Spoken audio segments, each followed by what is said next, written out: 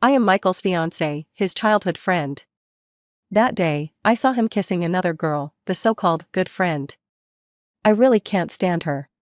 She's sickly and so pretentious, he complained, holding her. His good friend giggled. She's pretentious, because you spoiled her.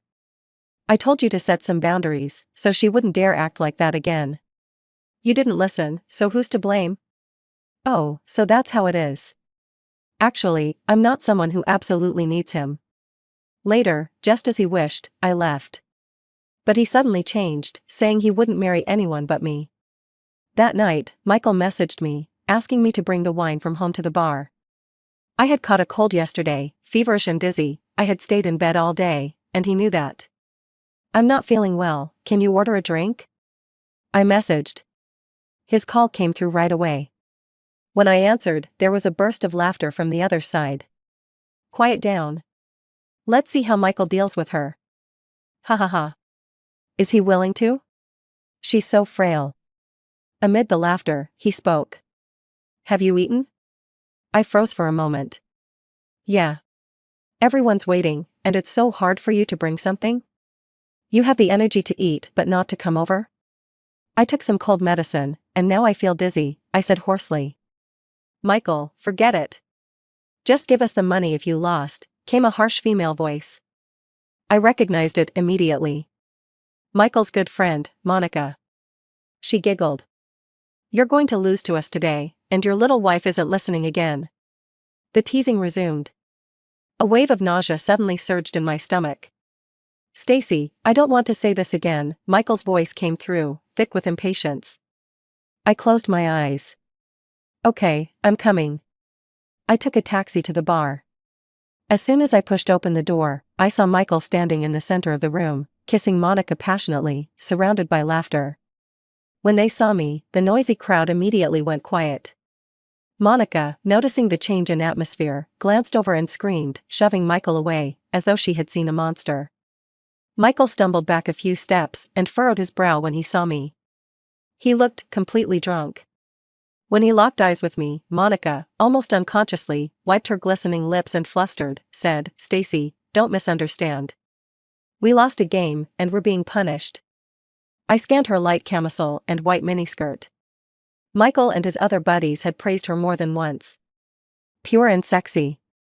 I walked over, holding back my headache, and placed the wine on the glass table. The wine's here. I'm leaving. Don't be mad. Monica suddenly grabbed my arm, rubbing her nose and tears all over me. I turned around, frowning at her. All our friends can vouch for us, we were just playing around. If you misunderstand, we're the ones wronged. Misunderstand? I turned my head. Playing around? She nodded frantically, her tear-streaked eyes pleading. I casually pointed to one of the guys and said to her, then kiss him. Monica's face went pale instantly. You, what do you take me for? As she said this, her eyes filled with humiliation, and her red-rimmed eyes looked like an injured little bunny. At that moment, a guy stood up. It's just a game between friends. Don't make it hard on her. Yeah, exactly. It's just a game. I smirked and turned to look at the group. Make it hard? So now you know what making it hard means? You guys teased me into delivering wine when I was sick, and that wasn't making it hard? Several people fell silent, exchanging glances for a while, then looking at Michael. Enough. I turned around. Michael walked over and grabbed my arm. What's wrong with you today? I told you, it's just friends messing around. Why are you making a scene? You've ruined the whole vibe. Monica's a girl. Do you really have to embarrass her like this? A girl. His good friend was suddenly a girl again. Sorry, Stacy, it's my fault. At that moment, Monica was crying like a flower in the rain. If I had known you two would fight, I wouldn't have insisted on drinking. So the wine was for Monica, after all. My earlier guess had been confirmed, and a wave of exhaustion hit me from all directions. Right now, I just wanted to leave this ridiculous place. I shook off Michael's hand and turned to walk away. Don't be mad. Monica came over to stop me, and I pushed her away. She stumbled and weakly fell into Michael's arms. Michael's anger seemed to flare up with her fall. "Stacy! Stop," he yelled from behind me. I turned around, seeing him holding the sobbing Monica, his face dark with rage. "Apologize to her." I stopped in my tracks and looked at his angry face calmly. This face had once shown me so many expressions: worry, affection, tenderness, helplessness. Now, he was constantly glaring at me, all for his friend. "If you don't apologize today, we're breaking up," he continued. At that moment, all of his friends in the room watched us, eagerly awaiting the show. I felt like a monkey in a circus. "Fine," I said, stepping forward. "What?" Michael frowned. "Michael, don't." Monica looked at me, then affectionately patted Michael, her eyes even redder. "What's wrong with you? Don't make it hard on Stacy." "What did you say?" Michael asked again. I said, "Fine," I said, looking at him calmly. "I agree. Let's break up." Maybe because I was still a bit dizzy, it wasn't until I got into the taxi that I realized my house keys weren't in my pocket. They were probably dropped in the bar's hallway. I had to go back and find them. Thankfully, the bartender had found them. As he handed them to me, Michael's room door suddenly opened. Monica was supporting the drunken Michael, walking toward the bathroom while complaining, "No matter how mad you are at Stacy, you still need to take care of your health. If you don't care about yourself, at least someone else does." Michael, grinning stupidly, cupped her face. "You know, why isn't she as thoughtful as you? Just bringing wine, and she pulls a face, wants to break up. Stacy is pretty thoughtless. You've been so good to her. Any other girl would be so jealous. But she's just saying break up because she's mad.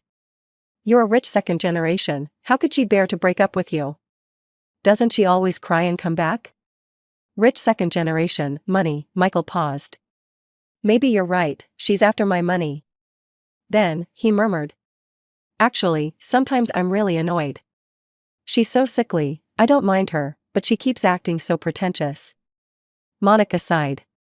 "I'm telling you the truth, don't get mad. You spoiled her, and now she's pretentious. We told you to set some boundaries so she wouldn't act up, but you didn't listen. Who's to blame? Stop thinking she's just after your money. Look at the way she's controlling you. If it's really about money, I bet you'd never break up with her. Don't make yourself miserable." With that, they entered the bar's accessible bathroom, and the door locked behind them. My stomach turned again. I turned and left. Maybe because of the night air, I woke up in the middle of the night with a fever.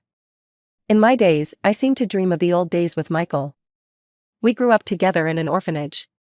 I had always been sickly, and from the moment I could remember, Michael was always by my side. He would chase off the other kids who bullied me, find doctors barefoot when I was sick, hold my hand and promise in his childish voice, "Don't worry, I'll take care of you for life." And once, when the orphanage caught fire, he was rescued but ran back in to save me. His shoulder got burned by falling embers, leaving a permanent scar. At that time, I thought to myself, what kind of love could be more important than one's own life? I had no parents, no relatives. Michael was the only person in the world who treated me the best. So, I told myself, "Stacy, you have to always treat Michael well." When I was 16, Michael's biological parents found him. It turned out he was the lost heir of a wealthy family. They took him back, and suddenly, he became a rich man. But he didn't forget me. He would secretly visit my high school, bring me food and medicine, and we promised to apply to the same university. And indeed, we were admitted to the same university. We became the most envied couple on campus, and it was also during this time that Monica and a group of her friends entered my and Michael's lives. Monica was a small-time internet celebrity who had gained some fame in the university town, known for her boyish personality. She seemed to be friends with almost every guy around her. Michael's family owned a significant business in our city, and I could tell what some of the people around him were after. I had warned Michael more than once. But he didn't take it seriously. On the contrary, he enjoyed being the center of attention, with everyone admiring him. After we officially started dating in university, Michael took me to his family's house. He told his parents that he would only marry me in this lifetime. Michael's biological mother had a kind face. She doted on Michael, but was unusually harsh on me. In her eyes, I, an orphan with an unclear background, wasn't worthy of their family. When his parents disagreed, Michael stood outside their villa in the rain all night, and the next day, he had a high fever and was hospitalized with pneumonia. I felt so sorry for Michael. To avoid making him choose between me and his family, I tried my best to please his mother. I endured her deliberate provocations, accepted her constant criticism, and was always mindful of my actions to avoid giving anyone a reason to criticize me. Over time, she reluctantly accepted me, but still called me over every weekend for her so-called wife training. That day, the household staff had the day off, and I was left alone to serve Michael's mother and her friends.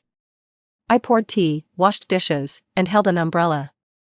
"You're just weak because you don't do enough physical work," Michael's mother would say, looking at me, drenched in sweat and gasping for breath, while fiddling with her freshly done nails. "You just need to work more." Her friends would examine me with scrutinizing looks. "You look so frail, can you even have kids? Maybe you should take her for a checkup. If she can't even have children, that'd be such a loss." In Michael's family, I felt like an object, constantly being judged, criticized, and commented on by those who looked down on me from above. I didn't tell Michael about all this. I knew how hard he worked taking over the company, and I didn't want him to worry about the tension between me and his family. And honestly, it didn't really matter much. As long as Michael loved me, stood by me, and continued to support me, these grievances didn't seem so important. After graduation, I received a good job offer. But Michael didn't want me to take it. That was when we had a huge argument. He said I was being too spoiled. "Don't you know how bad your health is?" He was furious. "I don't get it. My family is offering you a life of luxury, letting you be a housewife, and you're still dissatisfied? Why are you so selfish? Do you know how much effort I put in for my family to accept you? Why can't you understand me just once?" He started crying as he spoke. "That year, I risked my life to save you. Can't you just compromise for me a little?" So, I compromised again. Because he had saved my life. Because he had been so kind to me. Because he was the only light in my life. Every time I thought of how he risked everything, even his life, for me, every time I saw the scar on his shoulder from saving me, no matter how fierce our argument was, I'd always find a reason to reconcile with him. I didn't ask for anything else, just that we could be together forever. But only today did I realize. He thought I wouldn't leave him because I couldn't bear his money. Turns out, he was tired of me. Today's little test, the same as before, wasn't the first time. And I probably went to deliver the wine because I was subconsciously trying to end things, trying to crush the last straw that had held me back. In the dream, tears kept streaming down my face.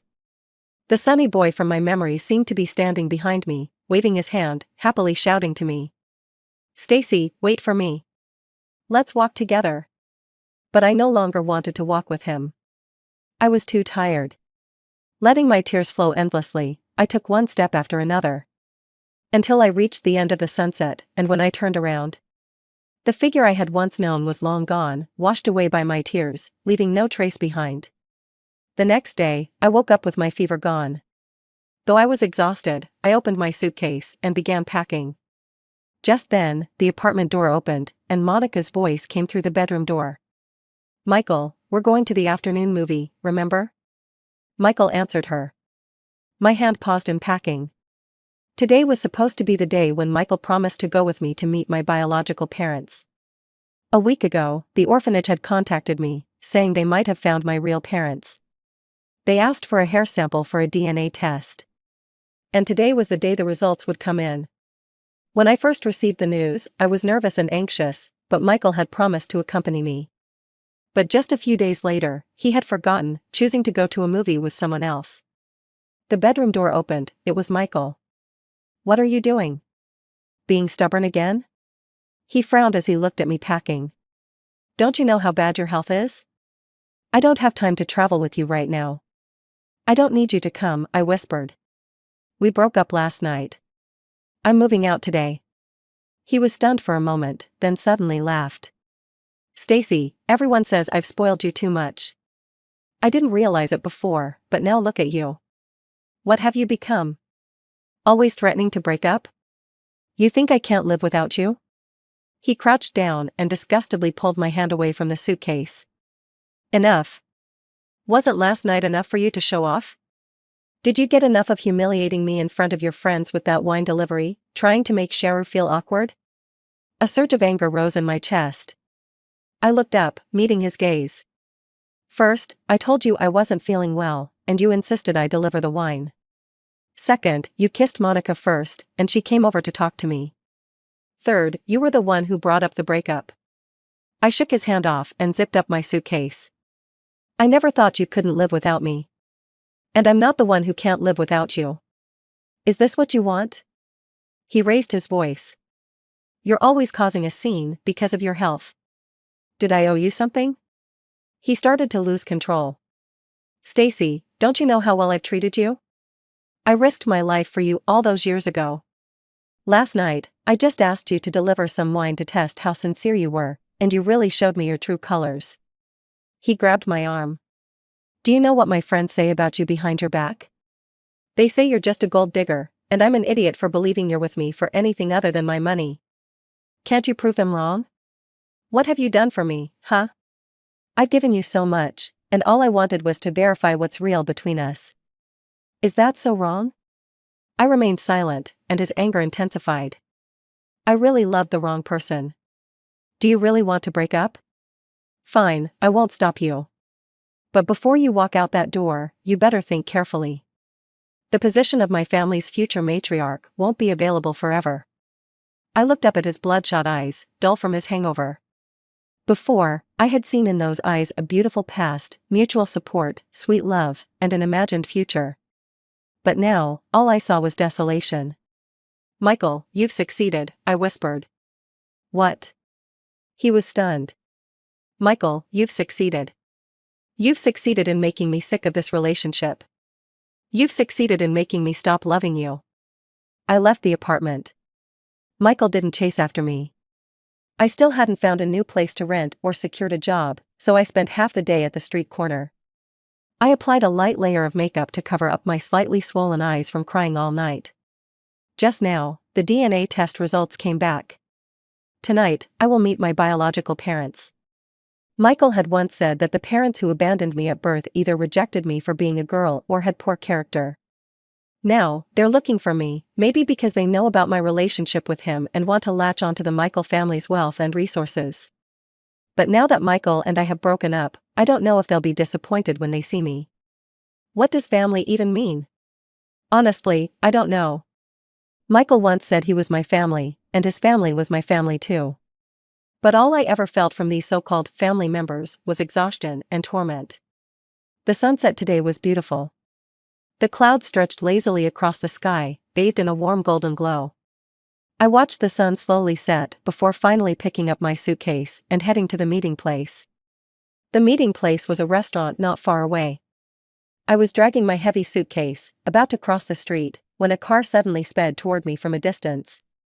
In the split second, I couldn't react in time, but someone behind me grabbed me forcefully, spinning me and the suitcase around. The speeding car brushed past my skirt as it sped by. Are you okay? The voice of the person who saved me rang out above my head. It was a deep, magnetic male voice. I shook my head and quickly thanked him. It's fine. There are a lot of cars here. You need to be careful when walking, he smiled, but then froze when he saw my face. Are you? Stacy? I froze as well. Yes, I am. But you are. I'm your cousin's uncle, he smiled. You look a lot like Aunt Nora. Do we really need DNA for this? The Smith family has been tricked before, so they're being overly cautious. However, there have been plenty of fraudsters who had plastic surgery to pose as relatives, so I understand their caution. He sighed. Let's go. He warmly took my suitcase. The Smith family is large, and there's a lot of gossip. We're meeting at a Wilson family restaurant to protect you. I've cleared everyone involved, so don't worry. You said. Smith family. Wilson family. He thought for a moment and then smiled. I forgot to tell you, he laughed, you're the only daughter of the second son of the Smith family. I'm Nestor from the Wilson family. My sister married your cousin, so our two families are in-laws. Smith family, Wilson family. Before I could process it, I was already at the door of the restaurant with Nestor. A group of people was standing at the entrance, anxiously watching us. At that moment, a beautiful lady suddenly rushed over and hugged me. "Is it Stacy? Is it really my Stacy?" She cupped my face and cried uncontrollably. "It's really my child, our child is back." A tall man walked over from behind her, his eyes also red. "Yes, our child is back." I looked at the face in front of me, one that looked 70% like mine, and couldn't help but feel a lump in my throat. "Let's go inside," Nestor whispered beside me. Until we entered the VIP lounge, my biological mother never let go of my hand. I could feel her hand trembling slightly. Today, the director of the orphanage and the police were also present. They shared the story of how they found me. It turned out that when Nora, my mother, gave birth to me, she had hired a nanny named Paula. After giving birth, Nora was sick for a while, and Paula, seeing her in poor health, tried to seduce my biological father, Oswald, using her looks.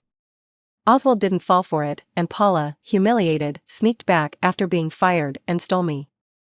Back then, communication wasn't as advanced as it is now, and even though my family was wealthy, they searched for a long time but couldn't find Paula. It wasn't until 6 months later that the police found Paula's and my baby clothes and shoes on an undeveloped beach, along with a suicide note she left behind. The note said that since she couldn't get Oswald, she would make sure he could never forget her. She had taken his child with her to die. The police later found Paula's body in the sea, but they never found mine. They speculated that perhaps I had been eaten by fish. Over the years, most people assumed I had perished, but my parents never gave up. Oswald and Nora never had another child, and they held on to a glimmer of hope, searching and waiting. But Paula hadn't actually killed me. Maybe it was the last bit of kindness in her heart, or maybe she wanted to cruelly satisfy some twisted desire, but she left me at the door of an orphanage in a neighboring city with a note saying my name was Stacy and that my mother had been unmarried and unable to raise me. Later, that orphanage caught fire, and we were all sent to an orphanage in Seaciyt. Because I had a record, no one ever thought I might be the missing heiress of the Smith family. For all these years, I had been in the same city as my biological parents, but we never met. It wasn't until recently, when Nestor, the president of a Wilson family charity project, was talking to the director of my former orphanage, that they mentioned the fire. The director pulled out old photos of the children, and Nestor noticed that I looked exactly like Nora when she was a child actress. He grew suspicious and shared this with the Smith family. The Smith family had been scammed too many times by people claiming to be long-lost relatives, even with fake DNA reports, hoping to inherit Oswald and Nora's immense fortune 100 years later. So this time, they were as uneasy as I was, but dared not hope too much. They were eager to meet me but held off, fearing the bigger the hope, the greater the disappointment. That night, I returned home with my parents. My uncle and cousin's family were also there. Mom held my hand and gently asked, "Stacy, we heard from the orphanage director that you're dating Michael from the Jones family, is that true?" I froze. We don't mean anything by it," she quickly added. "Although the Jones family is not as well off as ours, if you like him, we support you." I shook my head. "Dad, Mom, we've already broken up." Dad asked what I planned to do next and whether I'd be willing to learn how to manage the family business. I hesitated. I didn't have much work experience. "I'm afraid I might not be capable," I said, looking down. "You just got back, why are you in such a hurry?" Mom immediately complained. That night, I slept with Mom. I sleep lightly, so I knew she woke up many times in the middle of the night, gently stroking my hair, and several times I heard her quietly sobbing. The next morning, Dad personally made me breakfast, his eyes red as he watched me eat, carefully asking if I liked it. In the days since returning home, I've felt a kind of familial love I've never experienced before. They've been trying to make up for lost time, but I know that over the years, they've probably suffered more than I have. A few days later, my cousin found me, and Nestor was with him. Cousin said that Dad's health had not been good in recent years. The mental strain of searching for me and the work pressure had been like two mountains weighing on him. The doctor had long advised him to retire and rest. I had already noticed the signs from his graying temples. He was 5 years younger than Uncle, yet looked much older. "Stacy, the family has 2 main business sectors, one is under me, and one is under your father. Your father's part will eventually be handed over to you." Cousin asked, "Are you willing to learn?" I lowered my head, thought for a long time, and finally nodded. "I'll try." Cousin let out a sigh of relief, and Nestor, who had been silent up to this point, suddenly spoke up. "I don't think it's a good idea to just put her in the company directly." Cousin looked up. "Why not? The people at the company are sharp. She looks so much like Aunt Nora. Do you think people won't guess her identity? Rumors are one thing, but such a work relationship and interpersonal dynamics wouldn't be ideal for her learning." Cousin furrowed his brows. "You're right." "So?" Nestor smiled. He walked over. "If you really want to learn how to manage a company, how about you come to work at my place?" I blinked. "What?"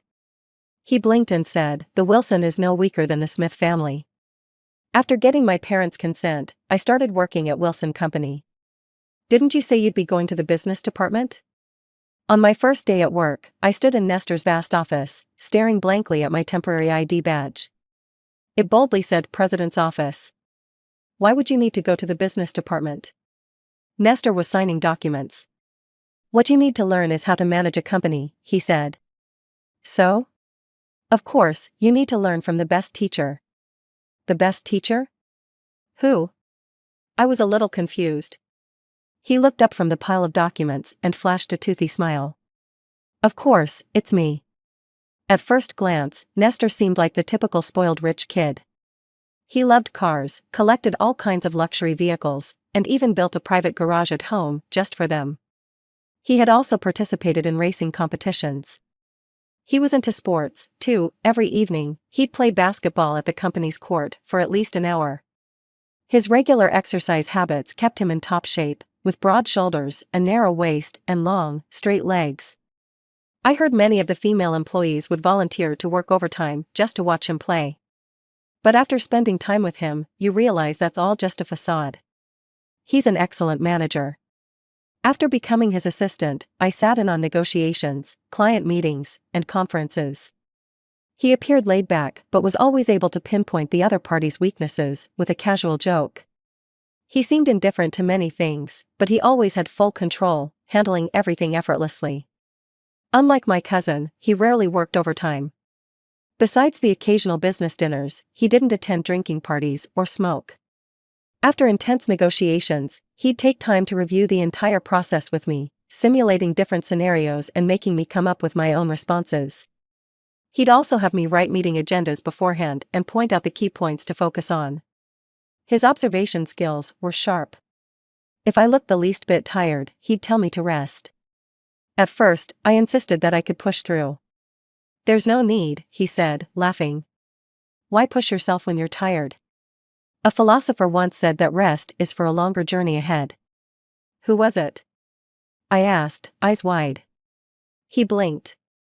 I forgot his name, but I think his point makes a lot of sense." Spending time with Nestor was comfortable and relaxed, but there were always subtle pointers and moments of insight. He never pressured anyone, but he was great at guiding them. The constant tension and stress in my heart seemed to ease and relax in his presence. Being with him, I really learned a lot and grew quickly. But at the same time, his brilliance made me question myself. Can I really do this? Can I achieve what he's achieved? A month passed quickly in the busyness of work. One afternoon, while shopping at Wilson's family mall, I unexpectedly ran into Michael and Monica. Nestor's birthday was next week, and I wanted to buy him a gift as a way to thank him for all his help. But he really didn't need anything, this mall was his, after all. After a lot of back and forth, I finally decided on a red braided string that I would personally weave for him, as a symbol of good luck. At least it would show my appreciation. As I passed a few luxury brand counters, I suddenly heard Monica's voice. "You bought this perfume for Auntie? She'll definitely love it." The mall was almost empty at lunchtime, and the sound of high heels clicking on the floor echoed.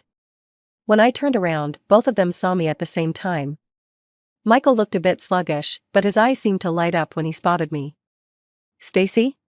Monica glanced at Michael, then at the bag in my hand, and quickly walked over with a smile. "Stacy, you're buying a birthday gift for Auntie too?" she gasped. "This gift? If you listen to me, something like this won't do."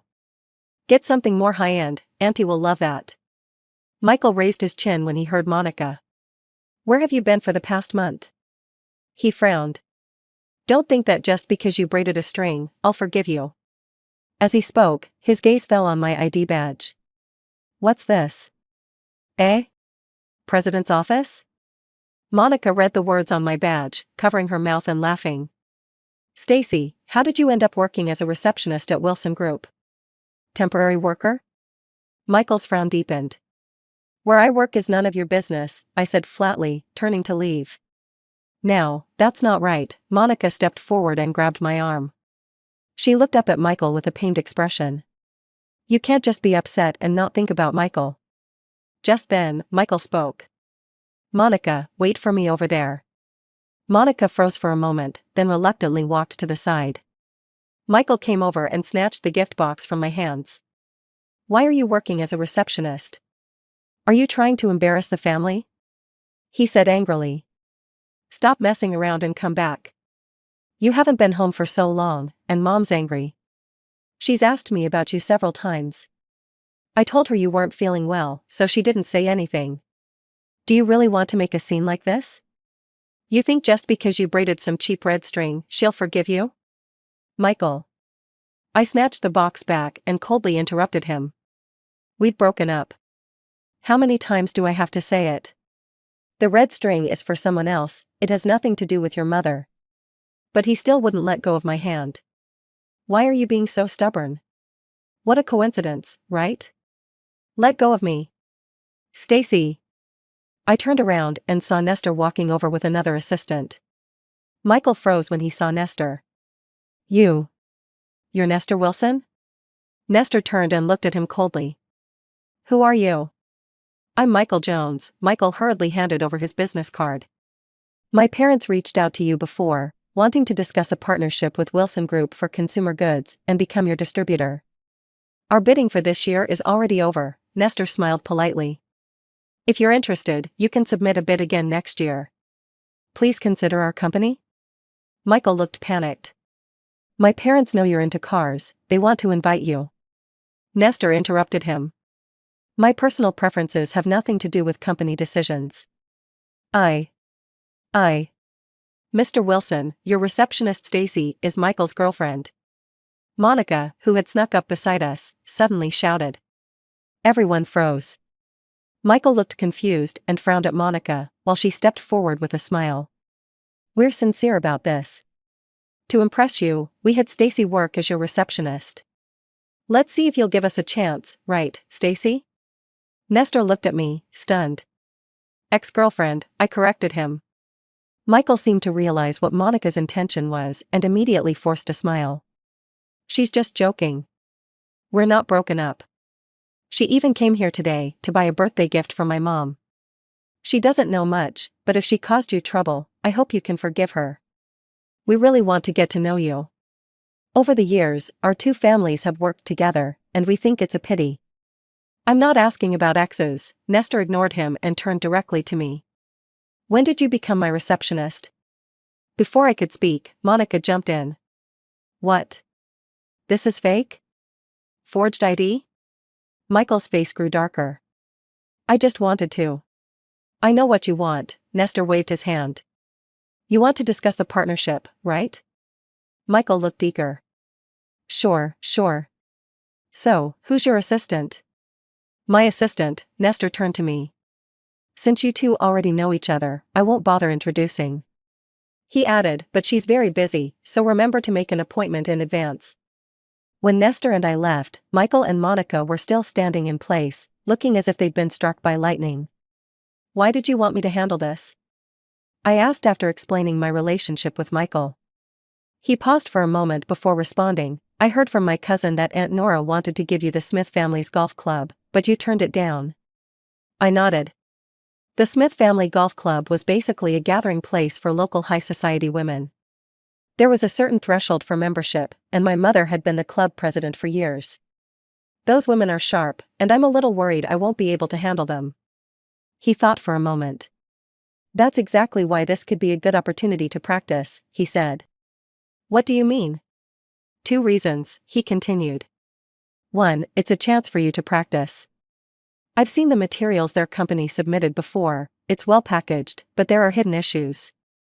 You can use this opportunity to see if you can spot them, like a little test for us.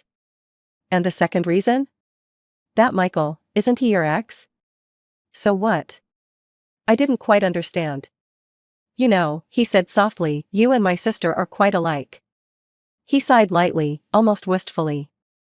Girls tend to unknowingly give too much in relationships, and end up hurt over and over again.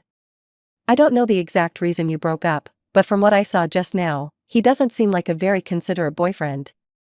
He paused and added, so I'm fully giving you the freedom to handle this as you see fit. If you want to meet him, go ahead, if you don't, that's fine too. If you can separate your emotions and negotiate with your ex, nothing will be able to defeat you in the future. But if you can't detach emotionally, feel free to make things difficult for him, it's entirely up to you. Is that really okay? I widened my eyes. By giving me this kind of freedom, aren't you being biased? Why would that be a problem? He chuckled. Didn't my cousin ever tell you? I'm the kind of person who always helps family, not principles. A few days later, Michael showed up at the agreed time, sitting across from me, looking upset. I honestly didn't want to make things difficult for him. Like Nestor said, separating emotions, this was a valuable learning experience. With a business-like attitude, I started discussing the issues in the materials with him, but he suddenly interrupted me. How did you become Nestor's assistant? I was silent for a moment before answering, we're talking about work. What did you sell out? He raised his voice. Excuse me? I was taken aback. The Wilson Group's entry-level positions are hard to get into. You didn't work at all after graduation, so how could you suddenly be hired as his assistant? His eyes were red, and he grabbed my wrist. I worked so hard to save you back then, I protected you and loved you for all these years, is this how you repay me? Warming the bed for another man? Let go. I frowned. I won't let go.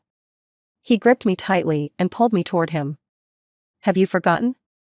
You're mine, you've always been mine. Why does Nestor deserve you?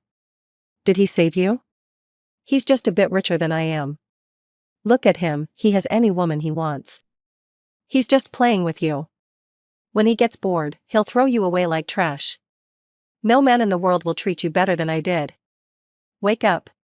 Michael. Let go. Let's quit our jobs now. After my mom's birthday, we'll get married. If it pisses off the Wilson family, we won't work with them anymore. Michael. I pulled my hand away from his. He turned away, his eyes red. I really love you. Why can't you understand that? I looked at him calmly. We've already broken up. Why don't you understand that? Break up? We just had a fight. I shook my head. Michael, it's not that you don't understand. It's just that you've gotten used to it. For all these years, every time we had a breakup, I always ended up coming back to you. But this time is different, I said as I handed the materials back to him. I've noted the issues with your company's business in here, but I'm afraid it doesn't meet the Wilson Group's requirements. Similarly, we also can't go back. Sometimes, there's no going back. After Michael left, I sat alone in the meeting room for a long time. Saying those words, there's no going back, was almost as painful for me as it was for him. The person I once admired and loved so much had ended up here. My phone buzzed, it was a message from Michael. I know I was wrong. That day, when I made you bring me the alcohol, I shouldn't have done that. I only realized later when I saw the fever medicine by your bedside that you were really sick. Stacy, I don't care what relationship you have with Nestor right now. As long as you turn back to me, I'll take you back. Come back. You don't respond to me, but I'll keep looking for you. I'll find you until you change your mind. Stacy, after all these years, you can't just forget about me. Then he sent me a photo. It was a scar on his shoulder. I suddenly felt so irritated, like there was a lump of soaked cotton blocking my chest. That suffocating feeling, which I used to feel often, was back. I blocked Michael's number. The sun was setting, and the city lights were coming on outside the floor-to-ceiling windows, painting a picture of prosperity. Is this where you are? The door opened, and I turned around to see Nestor. He walked over and stood beside me, I heard you met Michael today? Didn't go well? I nodded. I was trying to keep it professional, but I still got emotionally affected. It's normal, he said, nodding. You've done well. After all, we're not robots. But once you're in a management position, many people will try to influence your emotions and decisions. This is something you'll have to learn to overcome. I understand.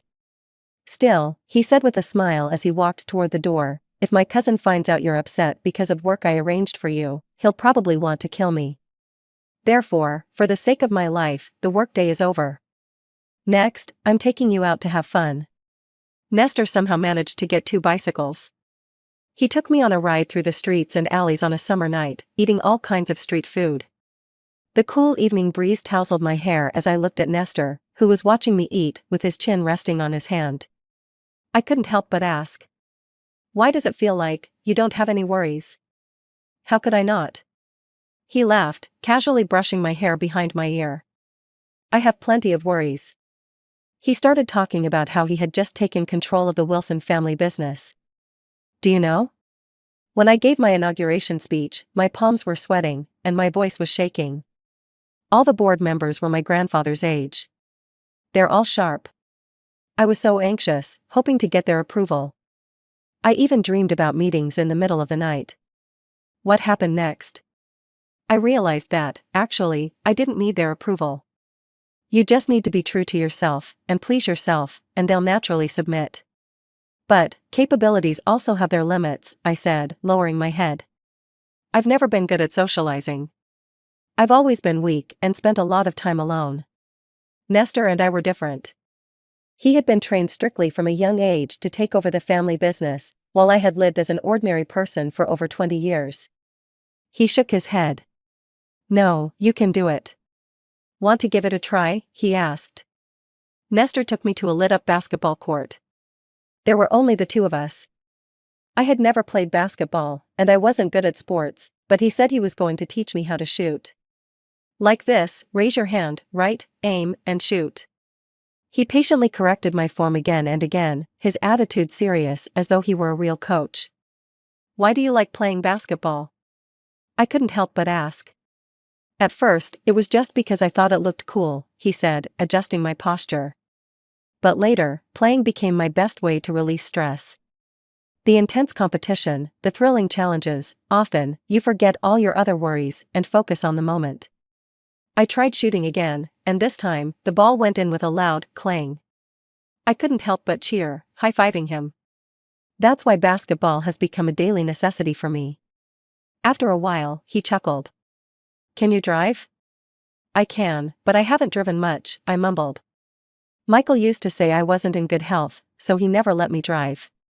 When I thought of Michael, I suddenly realized that I hadn't thought of him since I came out with Nestor. Nestor asked his driver to bring the car around and took me to a drive-in theater on the outskirts of town. The movie playing was Slam Dunk. When I was a kid, I loved Sakuragi Hanamichi. I still do, he said softly after the movie ended. A lot of people have different opinions about this film, especially about why the story focuses on Miyagi, and I admit I do feel a bit regretful too, but I understand the author's intent. We all want to be like Sakuragi, a natural-born genius, but most of us, like Miyagi, have to work our way up from being ordinary. As long as you stay true to yourself, keep pushing forward, and never give up, you'll eventually get the chance for that game-winning shot. Even if you don't score, just getting to play, being in the game at all, is enough, don't you think? The end credits were rolling on the big screen, and suddenly, I understood the meaning behind his words. Thank you for today, I said softly. I'm a sensitive and observant person, and I had long realized that everything tonight, though seemingly casual, had been carefully planned by him. He was helping me regain my confidence, pulling me out of the emotional hole I dug for myself, and pushing me to break free from the prison I had built within my own mind. You're too easy to move, he teased. You're going to get taken advantage of by men like that. I'm thanking you. I glared at him, puffing out my cheeks in frustration. Why are you ruining the mood? I was thanking you because you actually care about me. He raised an eyebrow. A gust of wind blew, and the leaves rustled in the trees. He opened his mouth to say something, but I couldn't catch the words. Well, I only care about those I like, he said finally. The next day, I told my mom that I was willing to take over the golf club. I wanted to give it a try. She was thrilled and quickly made all the necessary arrangements. At the club that day, the assistant informed me that someone was waiting outside to see me. Me? Yes, she brought a gift and insists on meeting you. I furrowed my brows and went outside. Sure enough, it was Michael's mother. She was holding a box, but the smile on her face vanished as soon as she saw me. Stacy? What are you doing here? She gasped, glaring at me. A few days ago, Monica told me you'd been trying to get in with rich people, and I didn't believe her. Are you here with some random man? I've always said you're not a good person, she sneered, then raised a camera to take my picture. Now I've caught you red-handed. Don't think that just because you're with a man you'll get a membership here. This club is hard to get into, and not just anyone can join. I looked at her calmly, sat down at the tea table, and poured myself a cup of tea. Actually, not just anyone can join. If that were the case, you wouldn't have submitted 10 applications and still been rejected. What did you say? She raised her hand in fury.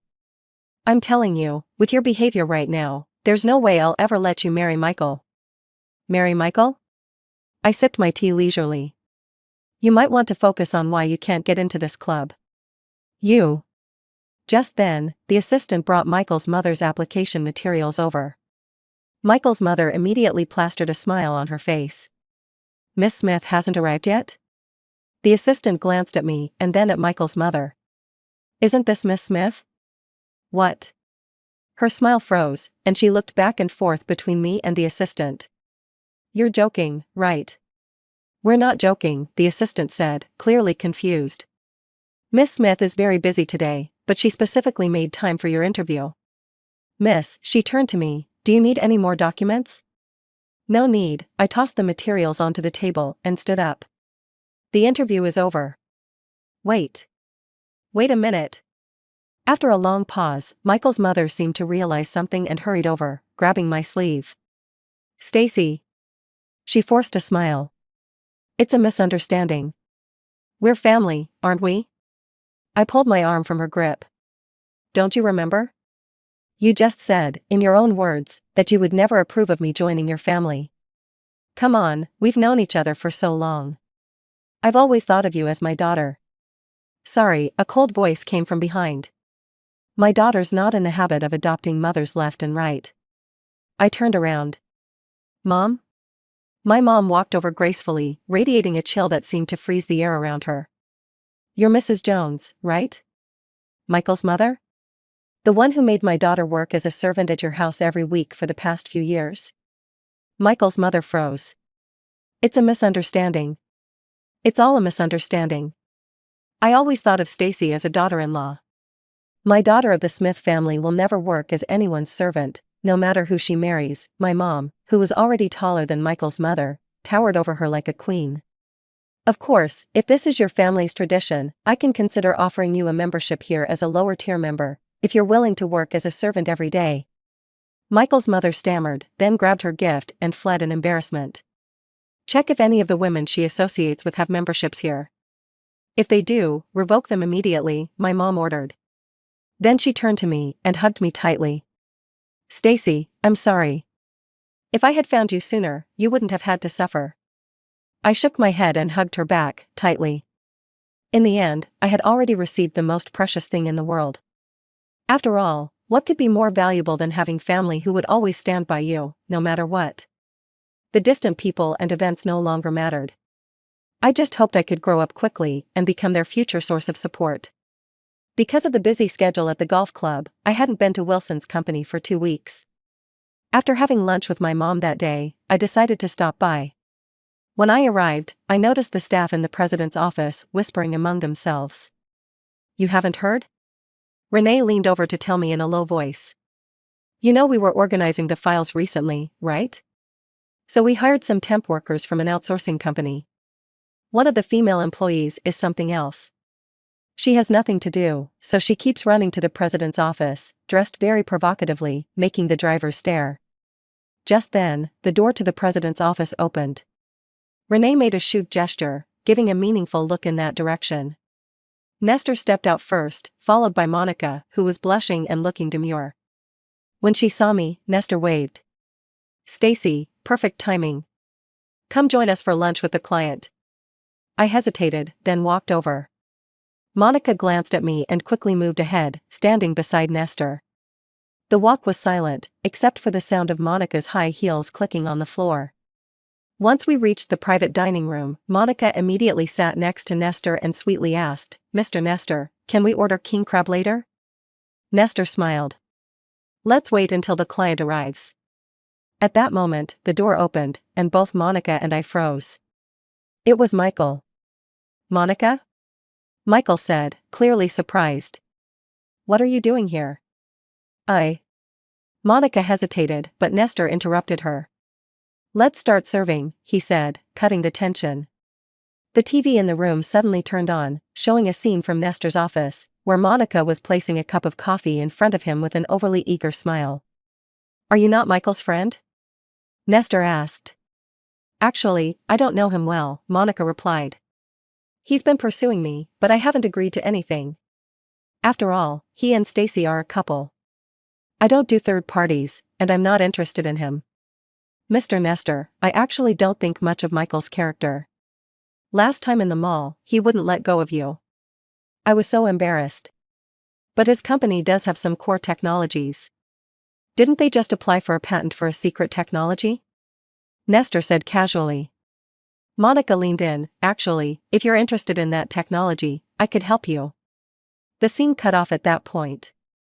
Nestor tossed a sealed envelope across the table to me.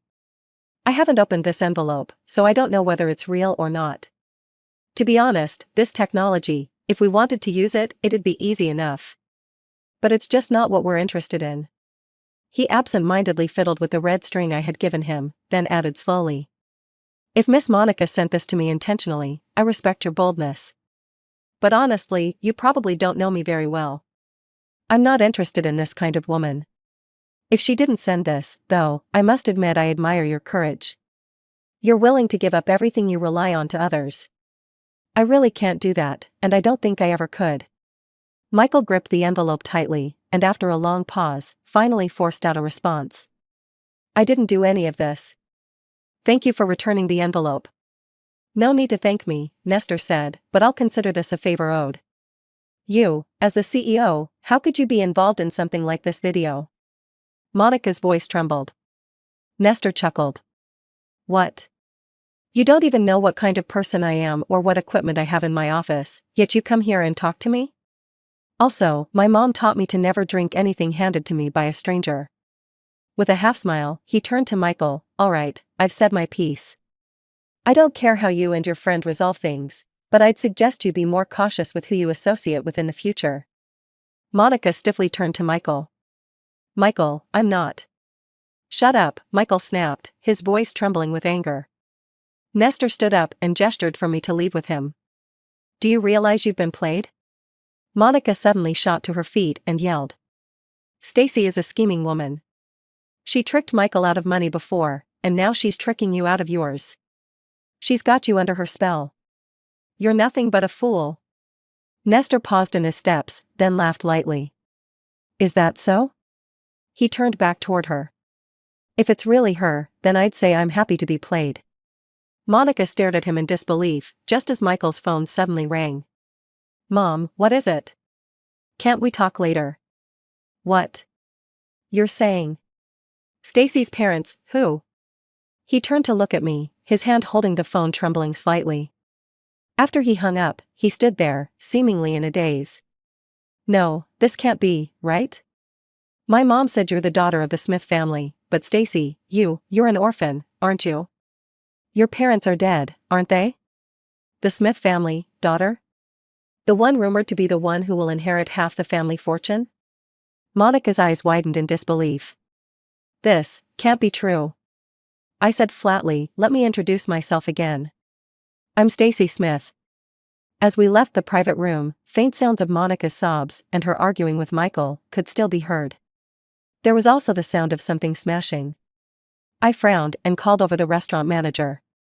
"Go check what's been broken. Make them pay for everything at full price." In the afternoon, Nestor accompanied me to pick up my new car, a rugged SUV. My cousin and Nestor's sister were also there. "You've really brought my sister here for something wild," my cousin joked to Nestor. "This kind of car isn't something most girls can handle." "She picked it out herself," Nestor raised an eyebrow. "I'm just here as a driving coach." That evening, the Smith family hosted a business dinner, mainly to introduce me to key figures. Everything went smoothly until the media interview segment, when chaos suddenly broke out at the entrance. It was Michael's mother. She said Michael had attempted suicide. "Please, Miss Smith, Michael saved your life. He risked his life for you." She burst into the room, kneeling in front of me in front of all the reporters. "You can't just throw him away after you've recognized your family. He's loved you all these years. If you don't want him, he really will go die." Michael's mother cried loudly, the reporters rushed to take photos, and the scene turned into a frenzy. In the lounge, my family and Nestor were all present. "Stacy, don't worry, you don't need to go to the hospital. We'll take care of this," my dad said. "The media's already been briefed. There won't be any photos tonight," my cousin added. "You've had a long day, you should rest for a bit." I lifted my gaze and met Nestor's eyes across the room. I shook my head. "If I'm going to take over the Smith family business, I shouldn't keep relying on all of you to fix my problems. This matter is my responsibility. I'll handle it myself." Despite my insistence, my family still insisted on coming with me to the hospital. In the hospital room, Michael lay pale and weak on the bed. As soon as he saw me, he grabbed my wrist. "Stacy," he cried, tears streaming down his face. "I knew you'd come. You wouldn't leave me. You say you can't live without me, was it because of the Smith family's money?" He froze. What are you saying?" He looked hurt, as though I had accused him of something terrible. "How could you think that of me, Stacy? My feelings for you have nothing to do with money." "So you do understand," I said, "that saying something like that would hurt?" The air fell heavy with silence. He seemed lost for words. I slowly pried each of his fingers off my wrist. "I'm here to make you see clearly. You and I are really over. Do you know why I've always had trouble breathing for so many years?" He stared at me in confusion. "Because in this relationship, I always felt suffocated. Suffocated by love and affection that felt like pressure, suffocated by doubts and tests, suffocated by countless moments of disappointment and hopelessness, suffocated by endless emotional exhaustion, suffocated by a self that was both fragile and unwilling. Can't you see? I used to tell myself that everything you did was for my own good, but love isn't supposed to be a cage. It's not a way to repay a debt. It shouldn't be filled with doubt. True love doesn't need tests or equal returns, it requires trust without reserve and a willingness to give. When you started doubting our love because of other people's words, when you continued relationships with other women despite knowing the ambiguity between us, when you kept blaming the breakdown of our relationship on my faults, that's when we were really done. That's why we could never be together. So you've been wanting to break up with me all along, haven't you?" His voice cracked with emotion. "I know you never loved me as much as I love you, but I love you more than life itself." "Yeah." Michael's mother suddenly burst in, crying out. "He saved your life. Who else could be better to you than him? You can't be so heartless." My father and uncle stepped forward, blocking her way. "Michael, you always say you saved Stacy's life, but we checked the records from back then." "Yes, you rushed in, but you immediately encountered 2 firefighters who had already saved Stacy. She was unconscious at the time, and when she woke up, you told her you were the one who saved her and intentionally hid the fact that it was the 2 firefighters.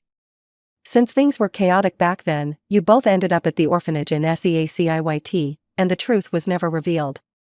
You were just afraid she would leave you, so you used this to make her feel grateful and indebted to you." Michael's mother froze. "What? That's impossible. Michael would never lie. We found the 2 firefighters." "Would you like to talk to them about this?" my uncle said coldly. My dad took a few steps forward and spoke sternly. "My daughter wasn't supposed to let me come today, but I'm here to say a few things. Stacy is my daughter. For all the years she's been out there, I prayed countless times that she would meet someone who truly loved her. Michael, maybe at the time, you truly risked your life to save her, and as a father, I thank you for that. But what you and your family have done to my daughter all these years, do you have any self-awareness?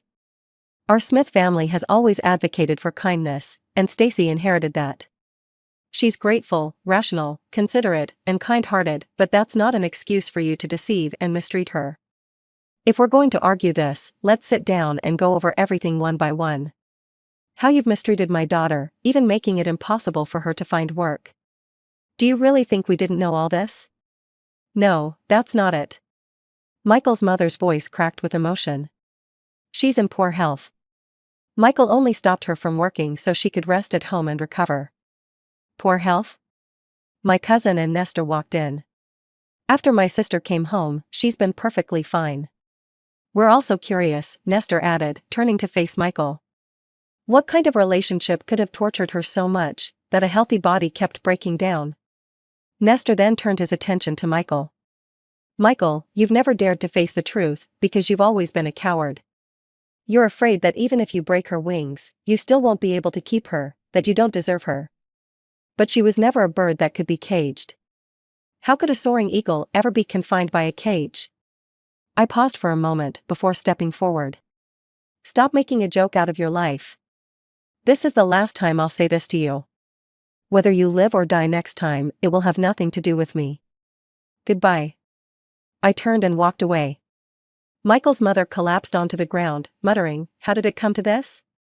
Meanwhile, Michael remained sitting on the edge of the bed, frozen, until we had left. Afterward, I instructed the company's PR team to suppress gossip media reports about Michael and me, releasing an official statement. Michael still tried to contact me a few more times, but neither my family nor I responded. I was busy studying company management and taking on a few smaller business ventures. It was like breaking through a thick layer of ice and finally seeing the vast ocean beyond. The first success often leads to the second, the third. I didn't try to please anyone, I just focused on doing my best. Over time, I began to see genuine respect and recognition on the faces of those at the company. I didn't want to be a sheltered princess in a greenhouse, what I wanted was to be a leader who could stand on my own. So what if I started late? So what if I'm a girl? I nervously but excitedly embraced new challenges, pushing myself to reach higher peaks. I'm grateful for my family, for the unconditional love and support that helped me become a better person than I ever thought I could be. And of course, there was that person. That night, Nestor invited me to join him at the basketball court. I could now make three-pointers. While we were resting on the side of the court, Nestor pulled out a bouquet of fiery red flowers from somewhere. Actually, I've always wanted to say something, he said, his voice unusually nervous.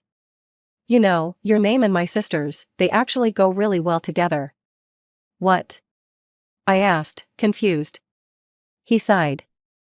I know this confession is kind of cheesy, but it's the first time I've confessed to a girl. I've been thinking about it for days. I stared at him in silence. By the way, when my cousin tricked my sister into being with him, I secretly helped him out. Back then, I didn't really understand what it meant to feel love. I didn't get why my cousin was so patient waiting for my sister. But now, as it's my turn, I realize love isn't something you can control, so. So you want to trick my sister too? Both Nestor and I froze, turning our heads at the sound of a voice. My cousin and Nestor's sister had somehow appeared at the side of the court. I'm confessing here. How can you interrupt me like that? This is repaying kindness with grievance. Nestor exclaimed, frustrated. When my sister was with you, I helped you so much, he continued. Yeah, my cousin said, walking over. But thanks to you, we spent so many years apart before finally getting together. Damn, you really hold grudges like this, huh? No matter what, I have to take responsibility for my sister. My cousin came up to me. Let me say a few words. Stacy, I know Nestor pretty well, he said. Nestor raised an eyebrow. He might seem unreliable sometimes, and not very reasonable, but he's a very protective person and someone you can trust. Nestor interrupted, I'll take that as a compliment. But when it comes to feelings, you need to think carefully, my cousin said. Especially when it comes to accepting a proposal. You have to be cautious. Nestor was speechless. You shouldn't say yes too quickly. Making him wait a little longer wouldn't hurt. Stop. Nestor raised his fist in the air. But the next second, he turned to me with a pitiful look on his face. Stacy, my stomach hurts. I was startled and almost rushed to him, but my cousin stopped me. Are you trying to pull this stunt in front of me? Do you think I'm invisible? And can you stop stealing my lines? My cousin crossed his arms over his chest. Stomach pains are exclusive to us CEOs.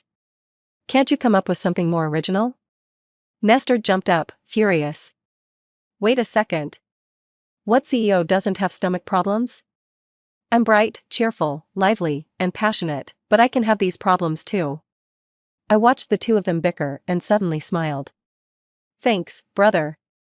I turned to Nestor. Before, I always hesitated, lacked confidence, but just like you taught me basketball, sometimes you have to raise the ball and try. Only by taking that first step can you aim for the hoop, right? A good partner won't make you stay stagnant or trap you in a cage. They'll walk beside you, side by side. So, I think, we do feel like family. That night at the basketball court, Nestor set off a lot of fireworks. I leaned quietly against his shoulder, watching the sky light up with brilliant colors. When my cousin and Nestor's sister were about to leave, Nestor put his hands in his pockets and called out to my cousin. There's one more thing I need to ask you. What are you going to do about Michael? I wasn't going to deal with that clown anymore, but if I don't teach him a lesson, he won't learn. He'll keep bothering me. Teach him a lesson, huh? My cousin looked up at the sky. The two of them stood side by side, looking at the sky together. Maybe, let him go bankrupt? At that moment, Nestor's sister suddenly twitched her lips. She leaned over and whispered. My husband started reading male-targeted novels recently. I think my brother's been reading them too. They even exchanged thoughts on their reading. What should I do? And now it's even becoming a thing. Nestor and I exchanged a glance and laughed in unison. Reading novels, huh? Really scary. Soon after, Michael's company's financial scandal quickly trended on social media. During the investigation, even more problems surfaced, such as fake products and substandard goods being exposed. Michael's company's cash flow dried up, and no bank was willing to lend them money anymore. Nestor sighed. We're just exposing the bad things he's done over the years. Their fate is in the hands of the consumers they've deceived. I occasionally heard updates about Michael and Monica from old college friends. After Michael's company failed, all of his good friends cut ties with him, afraid he would ask them for money. Monica cut ties with him too. On one side, Michael accused her of stealing company secrets. On the other side, several girls exposed flirtatious chats between Monica and their boyfriends. This became a huge scandal. One of the girls, who was a little extreme, hired someone to beat Monica up. She was disfigured, and she's still in a lawsuit with that girl. But none of that mattered to me anymore. Nestor and I were focused on preparing for our wedding. One day, I parked by the roadside to buy something. When I came out, I saw a girl standing in front of my car, looking it over. When she saw me, she seemed a little embarrassed. I really like your car. But if I drive it, won't people think it's not very feminine? I smiled. Since you like it, why worry about what others think? She hesitated. Because in social situations, I always need to fit in. I shook my head. When it comes to socializing, the most important thing is making yourself comfortable. Pleasing others isn't as important as pleasing yourself. I smiled again. This car is comfortable and cool. Want to get in and feel it for yourself? Her eyes lit up, but after thinking for a moment, she shook her head. No, I'll save up for it next month. I'll buy one myself. Looking at the confident girl, I smiled. I looked up at the evening sky. Today, tomorrow, both are beautiful days. And,